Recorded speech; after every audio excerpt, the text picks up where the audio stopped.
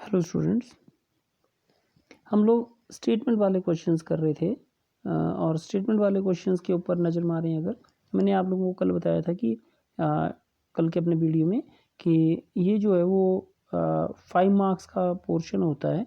5 marks का question आपको आएगा पेपर में।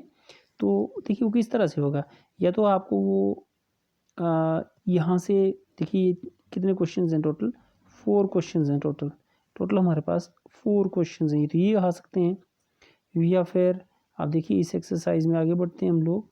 तो यहाँ से देखिए ये क्वेश्चंस हैं। यहाँ से आपने देखा होना कि इस बार जो आपका पेपर हुआ था तो उसमें ई वाला क्वेश्चन जो है, ये वाला भी क्वेश्चन आया हुआ था, देखिए है ना। तो ये आ सकता है, या फिर वैसे इसके चांसेस रहते हैं कम ही, लेकिन अगर हम देखें तो हैं, तो इसमें भी 2-3 क्वेश्चन, लेकिन ये आते नहीं है लगभग वैसे, है ना। ये इतने इंपॉर्टेंट क्वेश्चंस नहीं है। तो हम लोग जो फर्स्ट आपके पास जो पोर्शन था पहले इसको हम डिस्कस करने की कोशिश करते हैं कि ये क्या है। तो आते हैं इसी में, जो आपके पास ये फर्स्ट वाला पोर्शन है। पहला क्वेश्चन की बात करते हैं। फर्स्ट क्वेश्चन है, ऐसी दो संख्याएं ज्ञात कीजिए जिनका योग 27 हो और गुणनफल 182 हो। तो क्वेश्चन को ध्यान से समझिए। आप क्या बोला है, ऐसा बोला है कि ऐसी दो संख्याएं ज्ञात कीजिए जिनका जो योगफल वो 27 हो। तो मान लेते हैं कि हमारे पास वो संख्याएं हैं, ये मैंने गोला बना लिया जिसका मुझे पता नहीं है। इन दोनों को जोड़ें तो 27 आए भाई, और इन दोनों को गुणा करें तो कितना आए 182।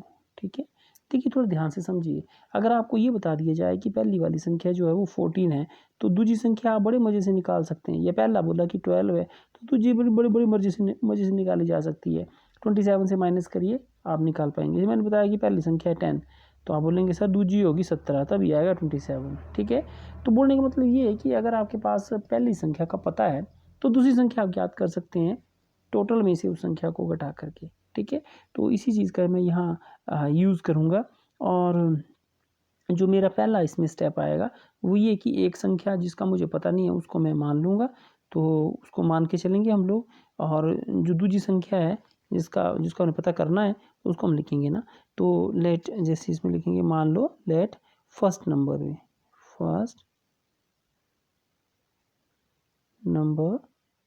Equal to X, therefore second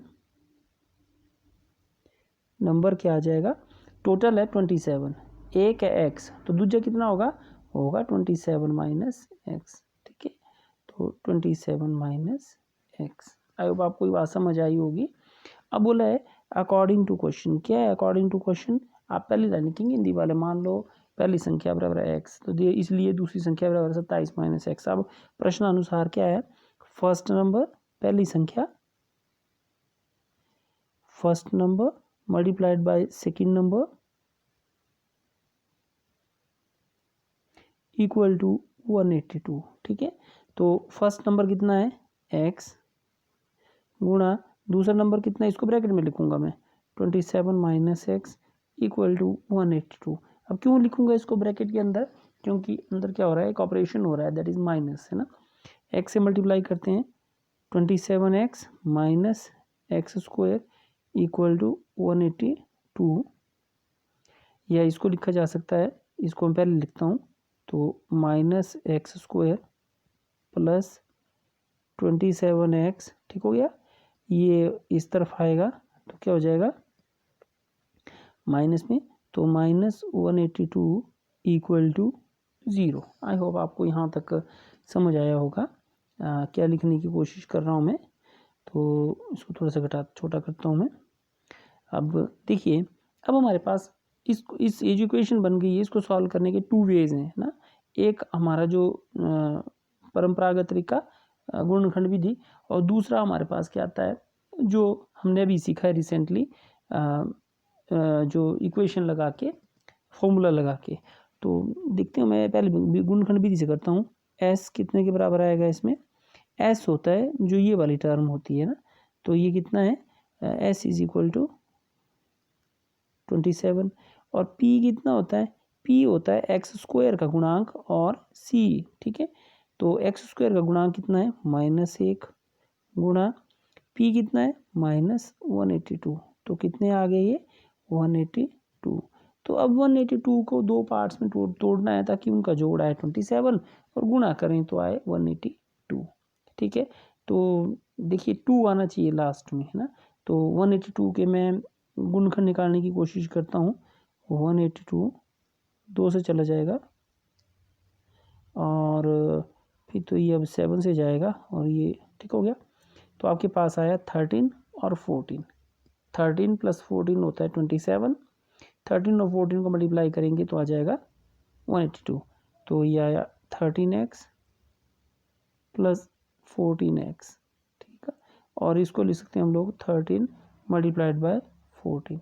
तो यहाँ से आपके पास फिर क्या बन गई है -x² + 13x + 14x, ठीक है, -182 = 0। पहले वाले पे देखिए क्या कॉमन आ रहा है, x कॉमन आ रहा है, बाकी कुछ नहीं है।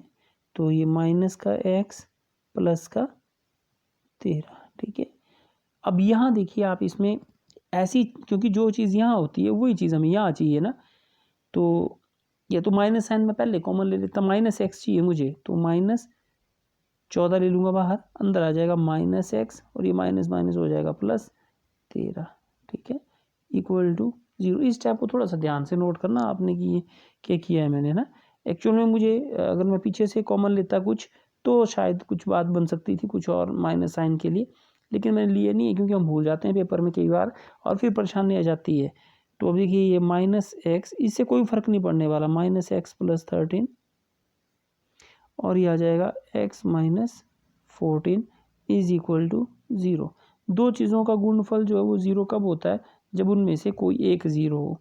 तो इसका मतलब हो गया या तो -x + 14 ये 0 होगा या फिर x - 14 ये 0 होगा, ठीक है। तो यहाँ से आ जाएगा, सॉरी -x + 13 है ये ना, तो इसको कर देते हैं थोड़ा सा ठीक, ये है 13। तो यहाँ से आ जाएगा x = 13। 13 जब परे जाएगा तो माइनस का हो जाएगा, लेकिन माइनस माइनस दोनों तरफ है तो कट के ये आ जाएगा और x = 14, ठीक है। तो इसका मतलब ये हो गया कि आपकी जो पहली संख्या है, इसका मतलब ये हुआ कि विच इम्प्लाई पहली संख्या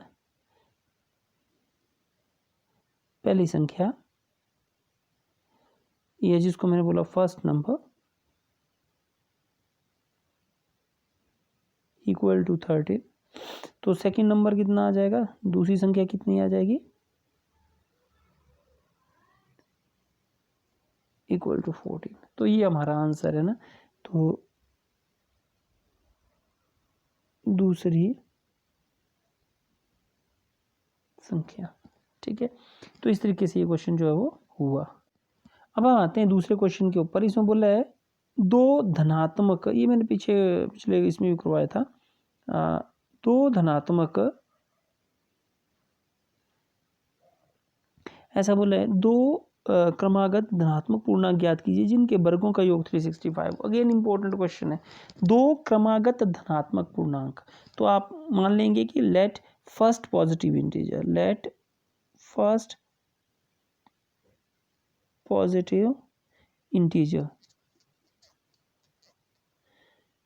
= x। अब मान के चलेंगे, मान लो पहला वाला जो वो धनात्मक पूर्णांक है वो x है, तो दूसरा क्या होगा फिर सेकंड कॉन्जिक्यूटिव बोला है और एक के बाद एक सेकंड होगा x + 1। इस चीज़ को थोड़ा ध्यान से समझें आप, ठीक है। ये मैंने कल भी कराया था आपको, जिनके वर्गों का योग 365 है। तो अब लिखेंगे कि अकॉर्डिंग टू क्वेश्चन क्या आएगा आपके पास, सम of squares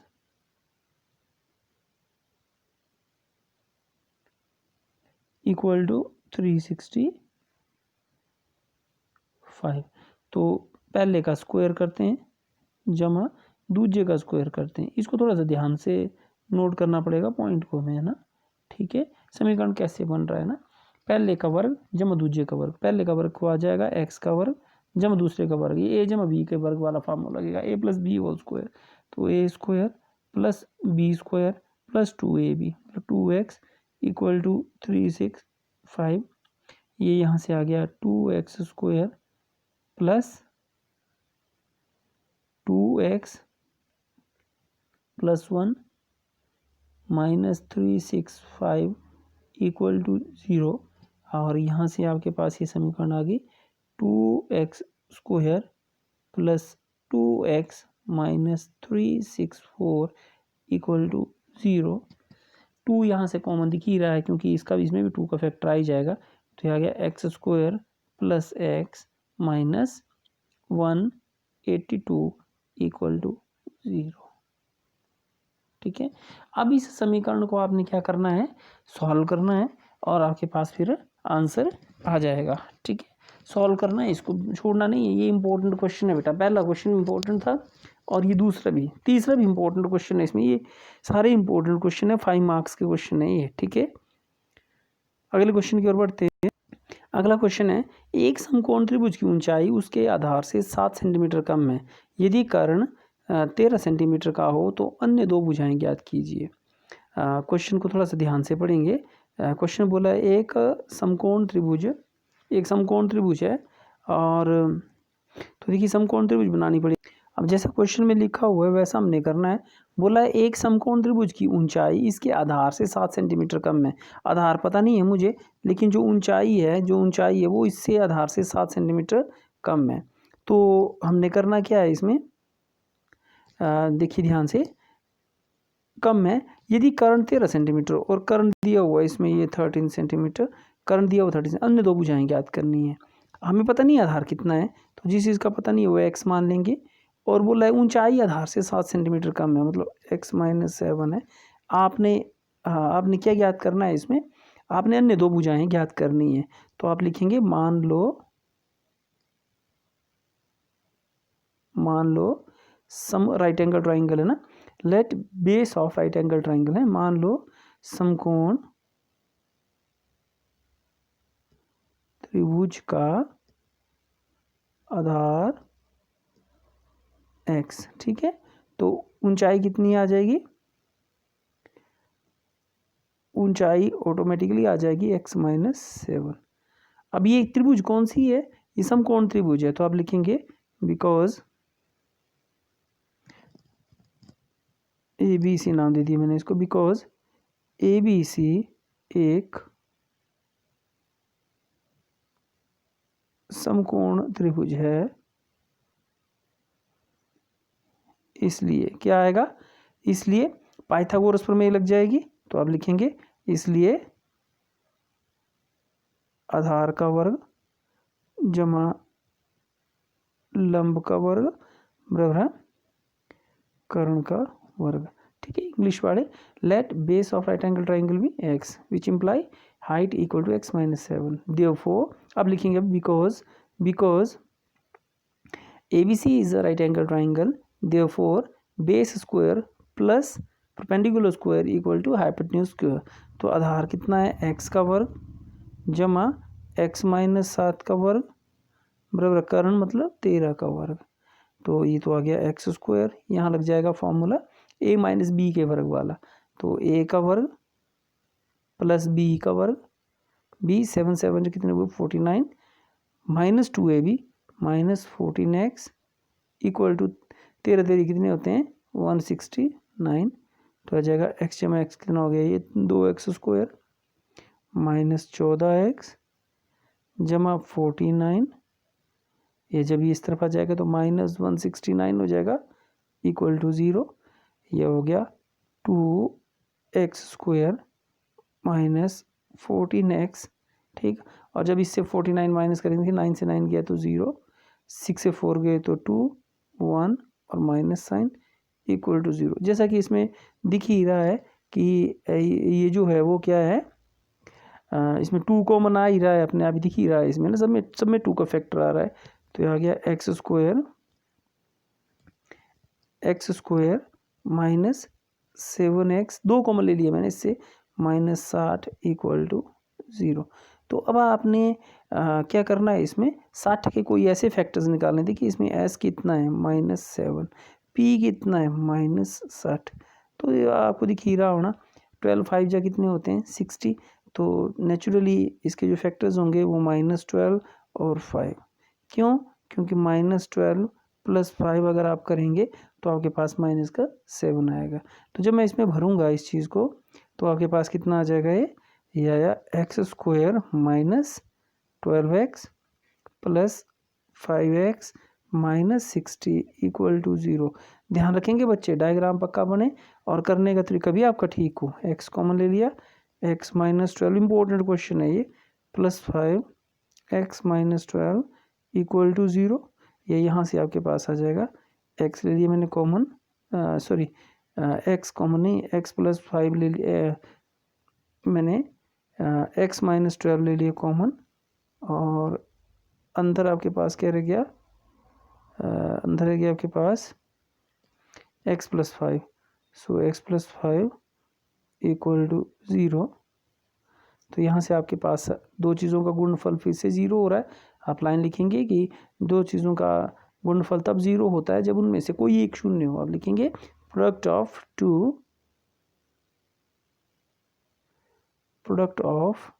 two factors is 0 only if one of them is 0। आप लिखेंगे कि दो चीज़ों का गुणनफल, दो गुणनखंडों का गुणनफल तब शून्य होता है जब उनमें से कोई एक 0 हो। इसका क्या मतलब हुआ? इसका मतलब हो गया विच इम्प्लाई x - 12 जो है वो 0 के बराबर है, या फिर x + 15 x + 5 ये 0 के बराबर है। तो ये 0 के बराबर है, तो यहाँ से आ जाएगा x = 12 और x = -5। तो माइनस में तो लंबाई हो नहीं सकती, आप यही लिखेंगे लेंथ कांट बी नेगेटिव,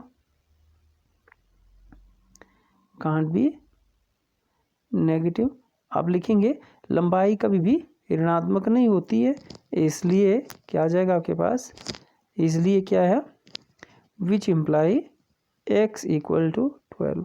मतलब क्या है, आधार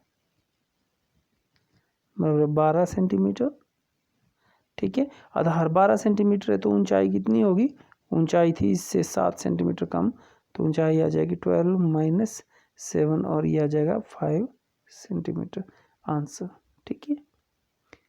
अब हम बढ़ते हैं अगले क्वेश्चन की ओर। इस क्वेश्चन में ध्यान से देखेंगे, एक कुटीर उद्योग एक दिन में कुछ बर्तनों का निर्माण करता है। एक कुटीर उद्योग है जहां पर बर्तनों का निर्माण किया जाता है।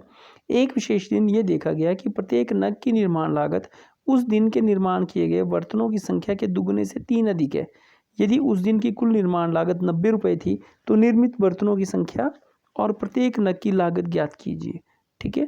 तो थोड़ा सा ध्यान से इस क्वेश्चन को भी ध्यान से समझना है कि क्या लिखा हुआ है। क्वेश्चन में बोला गया है कि एक कुटीर उद्योग जो है वो एक हमारे पास एक कारखाना है जहाँ जो है बर्तन बनाए जाते हैं।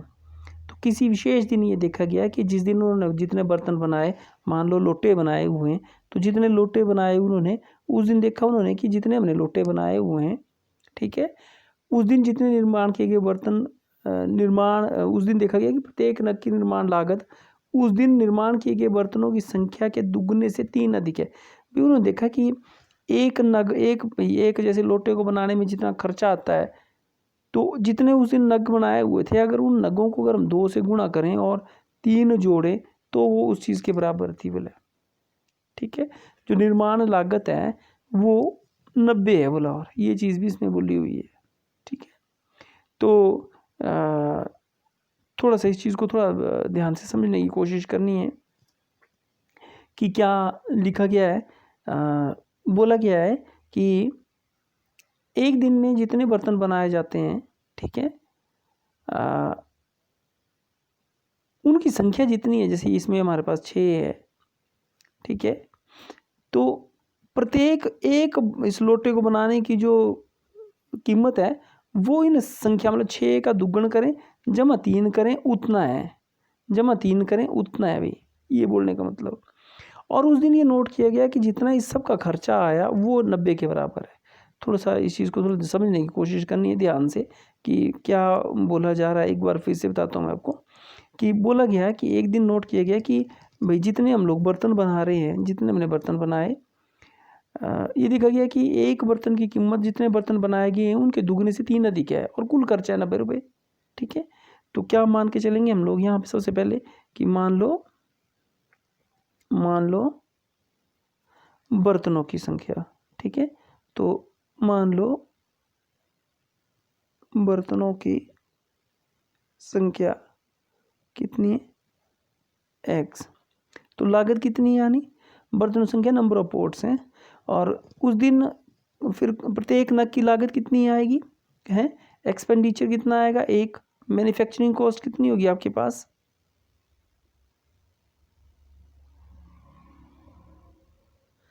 कितनी होगी, जितनी बर्तनों की संख्या है इनके दुगने से 3 अधिक है ना, संख्या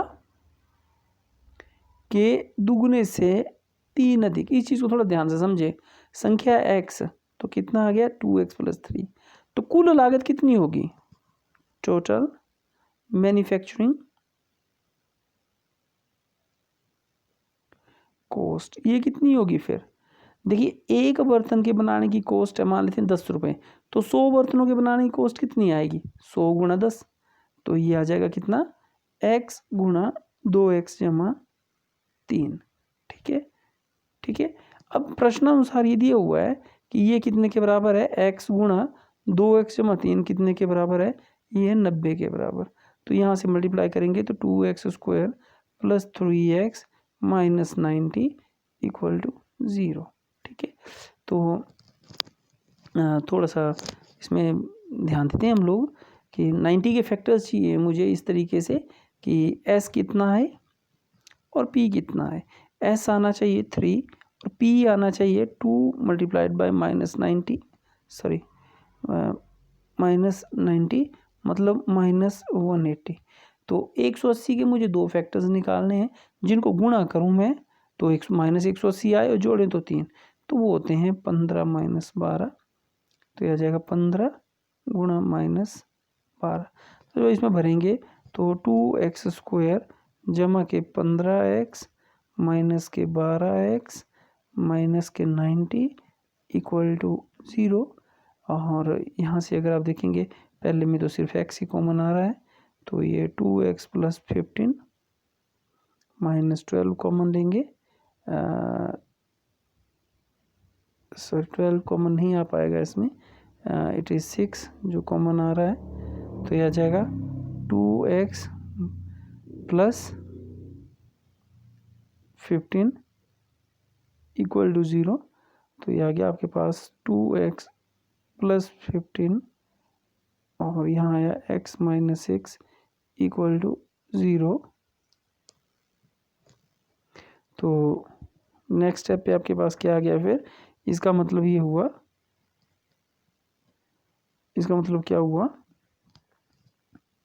इसका मतलब ये हुआ कि वही लिखेंगे कि दो चीज़ों का गुणनफल कब शून्य होता है, जब 2x = 15 या तो ये शून्य हो या फिर और x - 6 ये शून्य हो। तो यहाँ से आ जाएगा 2x = -15 और x = 6, तो यहाँ से आ जाएगा x = -15 / 2 और x = 6। तो निर्माण लागत कभी भी ये संख्या जो है माइनस में हो नहीं सकती, बर्तनों की संख्या माइनस में कभी भी नहीं हो सकती, तो इसका मतलब हो गया बर्तनों की संख्या कितनी है, x। ठीक है, तो नग आप लिख सकते हैं कि नंबर ऑफ पोट्स = 6। निर्माण लागत कितनी आ जाएगी, 2x + 3 थी, तो 2 × 6 + 3 तो आ जाएगा 15। ठीक है, तो इस तरीके से ये क्वेश्चन होगा, थोड़ा सा समझते हुए इसको कंप्लीट करिएगा।